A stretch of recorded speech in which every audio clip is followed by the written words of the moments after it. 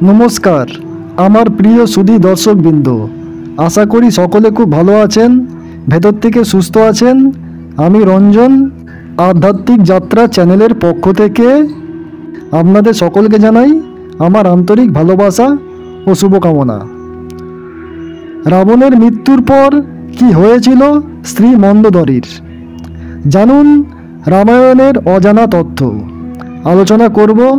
তার আগে বলে রাখি, আমার চ্যানেলে যারা নতুন নতুন ভিজিট করছেন চ্যানেলটিকে অতি অবশ্যই সাবস্ক্রাইব করে রাখবেন, কেননা আমি আধ্যাত্মিক ও পার্থিব সকল ধরনের ভিডিও নিত্য নতুন আপলোড এবং আলোচনা করে থাকি, তাহলে আপনারা আপডেট পেতে থাকবেন। তো চলুন এবারে আলোচনা করি। কে ছিলেন এই মন্দোদরী?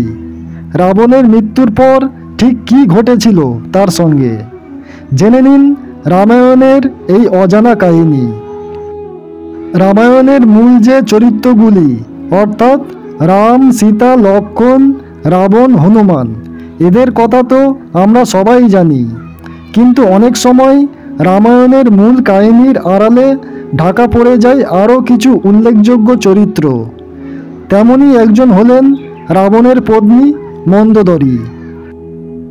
লঙ্কেশ্বর রাবণের মতো প্রবল প্রতাপশালী ও অহংকারী স্বামী থাকা সত্ত্বেও নিজস্ব চিন্তাভাবনা ও মত প্রকাশের ক্ষমতা ছিল রানী মন্দোদরীর। প্রথম থেকেই সীতাহরণের তীব্র প্রতিবাদ করেছিলেন তিনি।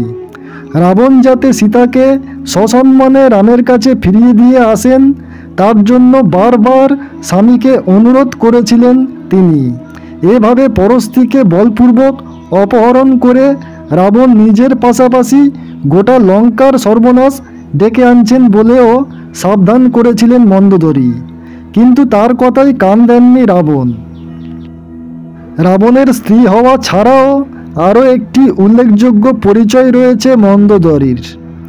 একটি কাহিনী অনুসারে তিনি ছিলেন আসলে স্বর্গের অপ্সরা মধুরা। মহাদেবের প্রতি অনুরক্ত ছিলেন এই মধুরা।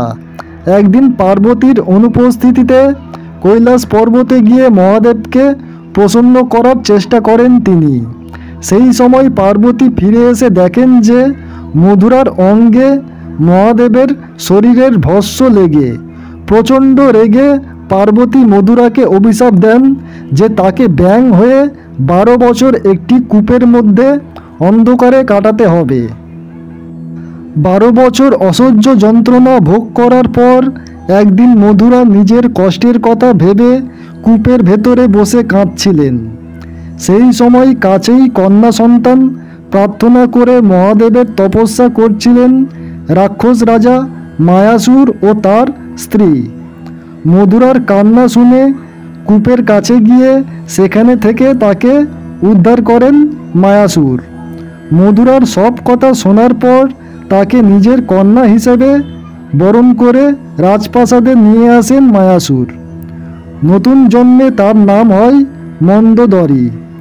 এরপর একদিন মায়াসুরের সঙ্গে সাক্ষাৎ করতে এসে মন্দোদরীর দর্শন পান লঙ্কার রাজা রাবণ।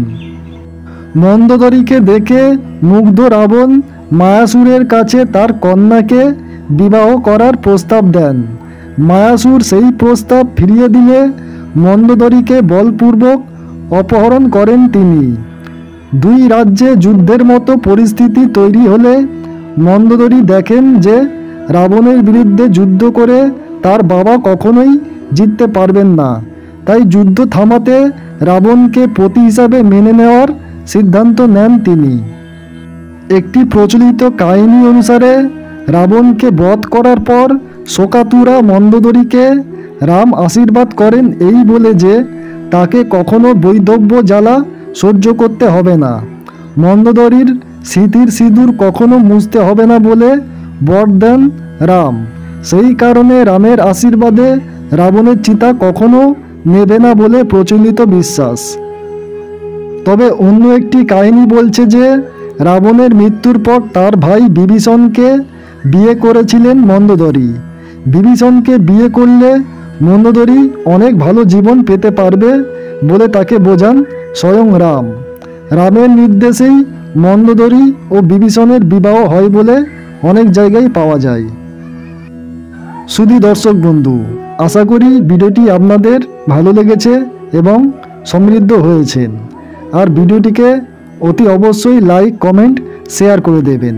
আর যত পারবেন আপনাদের বন্ধুবান্ধব, আত্মীয় পরিজনের মধ্যে শেয়ার করে দেবেন, যাতে তারাও অবগত হতে পারেন।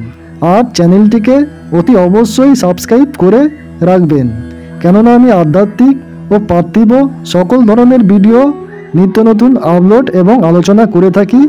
তাহলে আপনারা আপডেট পেতে থাকবেন। তাহলে আজকের মতন এই পর্যন্ত। সকলে খুব ভালো থাকবেন, সুস্থ থাকবেন, সুখে থাকবেন। টাটা, বিদায় জানালাম।